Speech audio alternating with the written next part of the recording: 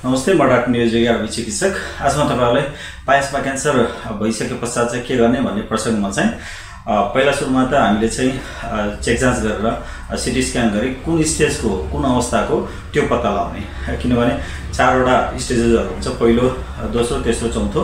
त्यो अनुसारमा चाहिँ कुन क्यान्सर चाहिँ फैलिएको छ, फैलिएको छैन, अथवा आफ्नो एउटा अङ्गमै सीमित छ अथवा फैलिएको छैन, त्यो खालको चाहिँ हामीले चाहिँ सिटी स्क्यानबाट चाहिँ हामीले चाहिँ बुझ्न सक्छौं। र त्यस अवस्था अनुसार चाहिँ हामीले चाहिँ उपचार गर्न सक्छौं। र सँगसँगै हामीले चाहिँ आयुर्वेद औषधिहरू चाहिँ जुन चाहिँ रोग प्रतिरोधात्मक शक्ति भन्न खोजेको हाम्रो शरीरको शक्ति, शरीरको ऊर्जा, शरीरको इम्युनिटी, शरीरको ओज त्यो बढाउने र रोगसँग चाहिँ लड्न सक्ने त्यो खालको क्षमतावान औषधिहरू चाहिँ हामीले प्रयोग गर्न सक्छौं। तपाईलाई आजको भिडियो कस्तो लाग्यो? यस्तै अन्य भिडियोहरू हेर्नको लागि मलाई चाहिँ युट्युब च्यानल सब्स्क्राइब गर्नु होला। हस्त, धन्यवाद।